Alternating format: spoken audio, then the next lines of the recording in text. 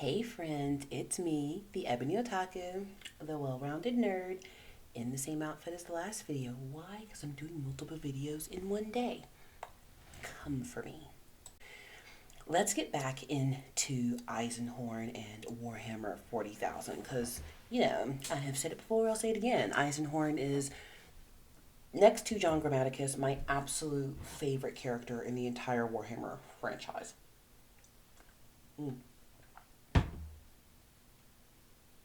I could edit that out, but I was thirsty. So Eisenhorn is an inquisitor of, the highest rank. He is part of the Ordos Xenos. There's Xenos, Malleus, and Hereticus. And the Ordos Xenos are mostly out there to hunt down the alien. Those things that are just basically not human, they go after it. What's interesting is there are different types of inquisitors. There are inquisitors who are entirely straight laced, like they are super pragmatic, they are only interested in dogma. They do things exactly as they are prescribed by their orders and no other way. And Eisenhorn, from the beginning of his omnibus, his books, that's who he is. He is an inquisitor that no one questions his loyalty to the emperor. He is as loyal and as, I mean, brainwashed, is there another word, as it gets when it comes to the inquisitor. He doesn't see anything in shades of gray. It is all black or white. It is either for the emperor and the imperium of mankind, or it is not. And if it is not, it must be destroyed. He's one of those inquisitors that other inquisitors actually look up to. They want to be like him. But here's the thing about being so, what's the word? So unreasonably attached to a belief system, it leaves no option for exploration. Like, I'm a Christian. I wouldn't say I'm a Baptist anymore, but I am a Christian. But that doesn't mean I don't respect that there aren't other points of view on the planet.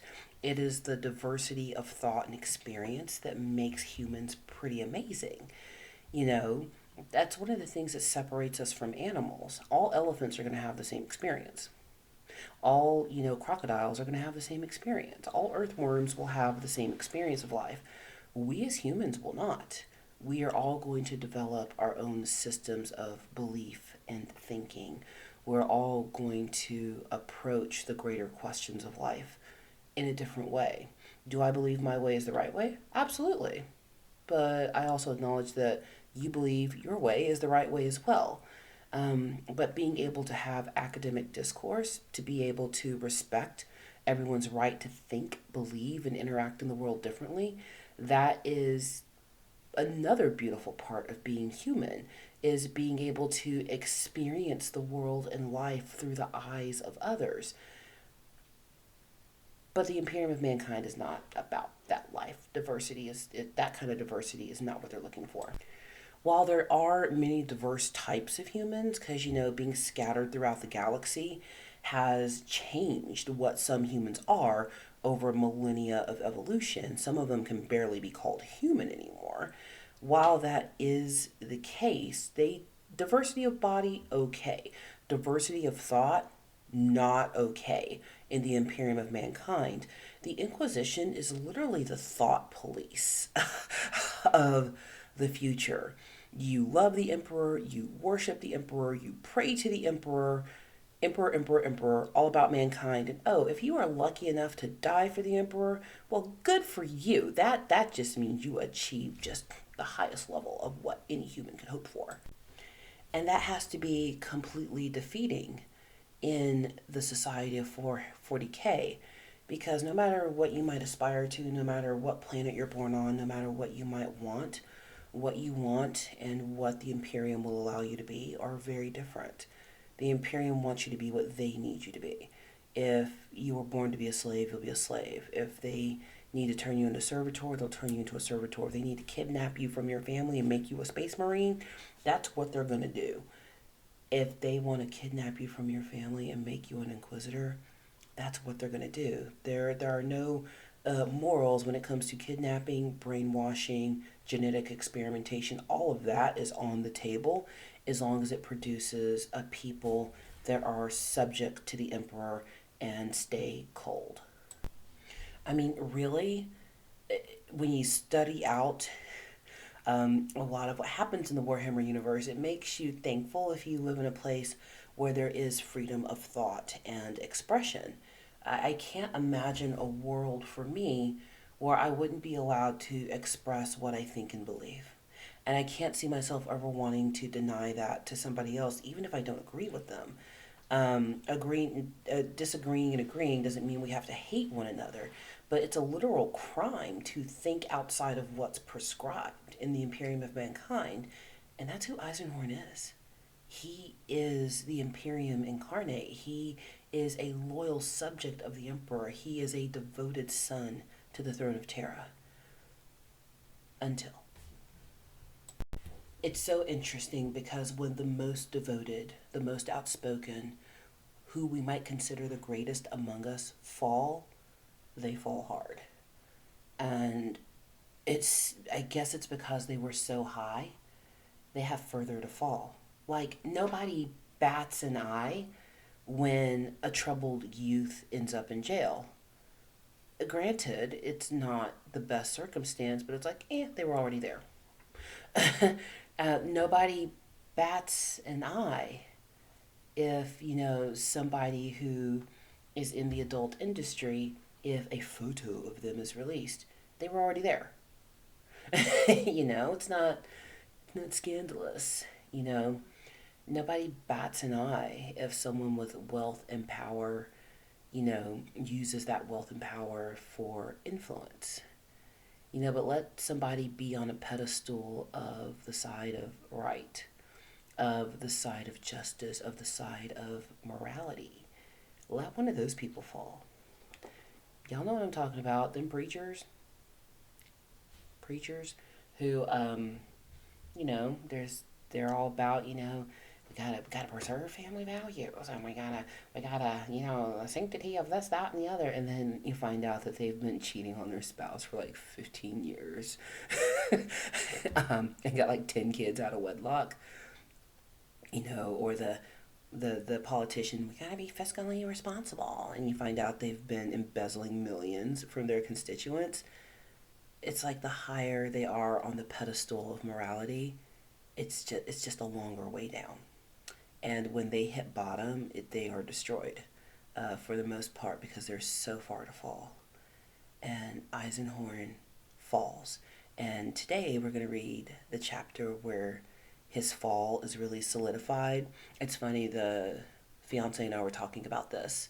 I think it was yesterday, actually. We were talking about Eisenhorn because I got him reading the omnibus, and he's gotten to the point where we are now, where he's kind of making that deal with Cherubal. And he's like, I think he had fallen before this because he was open to that conversation with him, and had he not already been on the fast track to heresy, he never would have entertained that conversation. And I was like, you know what? You're probably right. So now I got to do some rereading and figure out where it was that Eisenhorn fell. But it's almost kind of like, a warning. If somebody puts themselves out there as just like the moral superior, chances are they got some skeletons in that closet. They've been hanging there for a while, and when them skeletons come out the closet, they will overwhelm. But anywho, less about that and more about Eisenhorn. Let's read, shall we? Eisenhorn by Dan Abnett. Reading from chapter 26. Cherubal. The brink. Exterminatus. The blank-eyed man, though in truth he was not a man, but a demon in human form, strode up the shining curve towards me. The glowing octahedron of the Ceruthi's unholy text was clasped in one nimble hand. I would like the primer now, please, Grigor, What are you?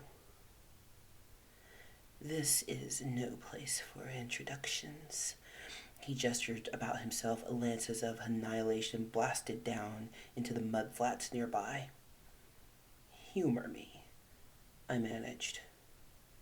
Very well. My name is Cherubal. Now that primer, time is ticking away. Time will tick away, I said. Who made you? Made me? The blank eye smiled at me duplicitously. Your demon host, a conjured thing. Tell me who made you and who commanded you, a Molitor, to come after this prize, and I might give you the primer. He laughed and licked his thin lips with a glossy forked tongue. Let us both be abundantly clear about this, Grieger. You will give me the primer. Either you will hand me the primer now, or I will overcome you and take it, and break every bone in your body. And, word I can't say, that girl at your side, and break every bone in her body too, and drag your jiggling carcasses down to the chamber below, and string you both up on the hooks, and burn out your agony centers as I wait for the bombardment to flatten this place. He paused. Your choice. You've been in my dreams for a long while now. Why is that? I pressed. You are gifted, Grieger, and time is not the arrow that humans like to think it is. A second in the warp would show you that. Why, a second in the four-dimensional habitats of the Saruthi should have proved it too. Your dreams were just nightmares of something yet to happen. Who made you? My voice was insistent. His anger was the one I least expected. And it left me all but stunned. The Holy Inquisition made me, Grigor. A brother of yours made me. Now, for the last time, give me that. The daemon host swung around suddenly as voices called out from lower down on the roof. Brother Captain Sinwolf was clambering up out of the blast hole, flanked by Midas and another Death Watcher carrying the limp form of Titus Endor. Sinwolf raised his storm bolter and fired at the blank-eyed man. Cherubal reached out and caught the glowing shells, plucking them out of the air. Go home, Astartes bastard, he yelled down the sloping roof at Sinwolf. This has nothing to do with you. The fiend came up the ridge until he was facing me. I could see the tiny arcs of powder darting across his glowing skin. I could smell the stink of corruption. Eye to eye now. He held out his hand, palm up, fingernails long and polished like claws. Clever of you to find an untouchable to cancel me out. He looked over at Bakewin. How did you manage that? Fate, like time, is not linear, Cherubal. Surely you know that. I found Bakewin in the same way that dreams of you found me. He nodded. I like you, Grigor Eisenhorn.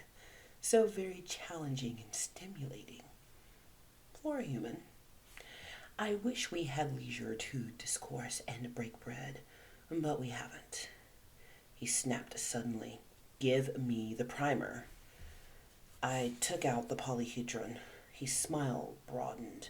I dropped the artifact on the silky roof before it could slide away, crushed it under the heel of my boot. The demon host stepped backwards, gazing down at the crunch dust. He looked up at me again with blank eyes. You are a man of singular dedication, Grigor. I would have enjoyed killing you when the day and hour came, but you're dead already. This edifice is 240 seconds away from destruction. Cherish this. He tossed me the Xeno Necrotouche, and I caught it in one gloved hand. You've won. Take that consolation to the afterlife.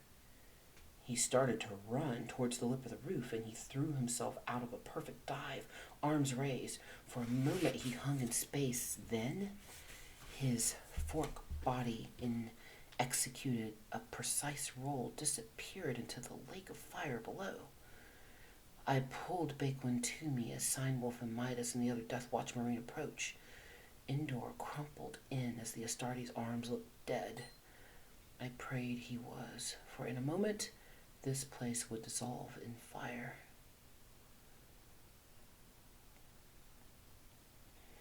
Rose thorn from Aegis above all. Well, above. For the Emperor's sake, damn this Glossia crap. Move! My gun cutter was swinging over an edifice roof, ramp jaws open. I could see Fishig at the helm through the cockpit screams, yelling at me. Amos was at his side. I watched 56 Izar die from the bridge of the St. Sithus as we left orbit. Petals of flame the size of continents spread out under my milky skin. Sanction extremis. Exterminatus. After the deluge of fire, the virus bombs, the seething storms of tailored plagues, the nuclear atrocity. It was a cinder by the time we left. No contact with the Ceruthi race was ever made again, and the tainted, glowing light of the Necrotouche was extinguished forever. Epilogue. At Pamphuri. At Pamphuri we rested. 40 weeks of voyage through the Immaterium had dulled our sense of victory. The fleet dispersed at Tharcium Primus, and the last I saw of Sergeant Jerus was a waving hand across a smoky beery bar.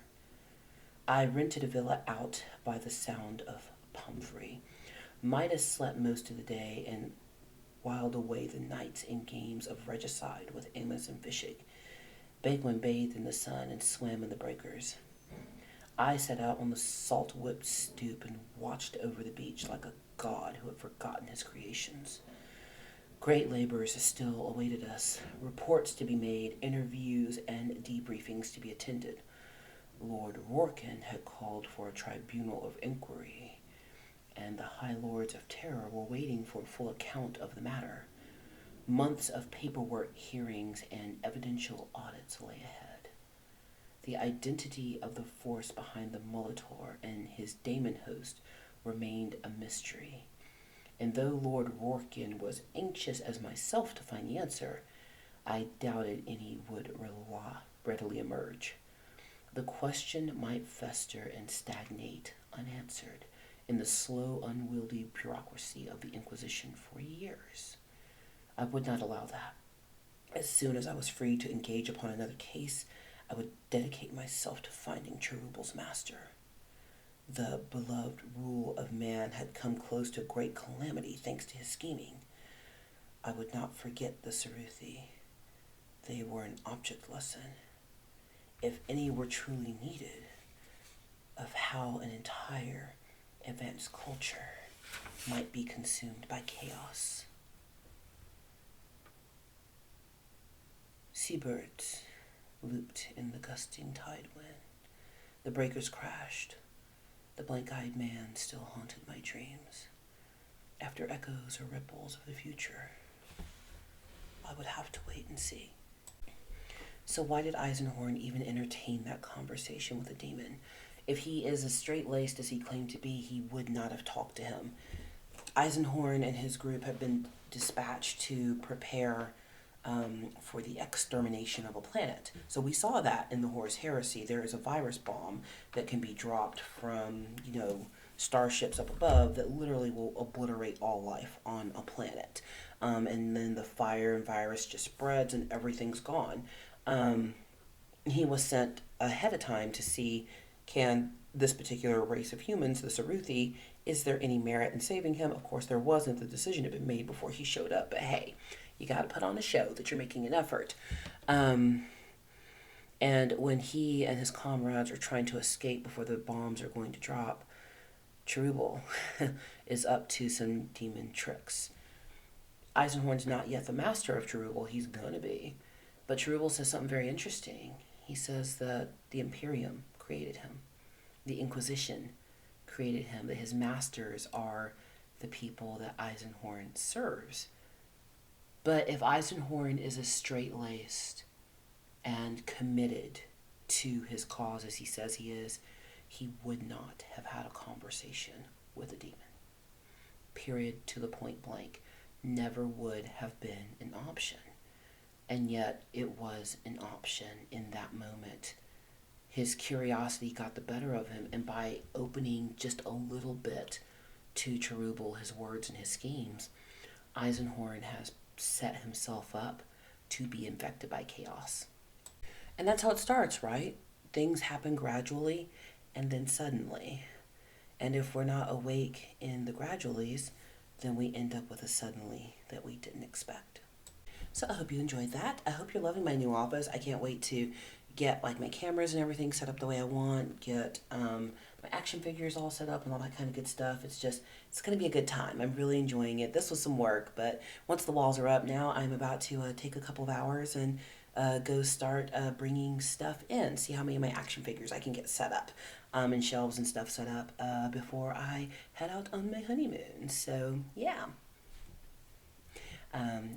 Please like, comment, subscribe, share, and I hope to see you in the next one. We are sailing to 1,000, friends. Let's get there.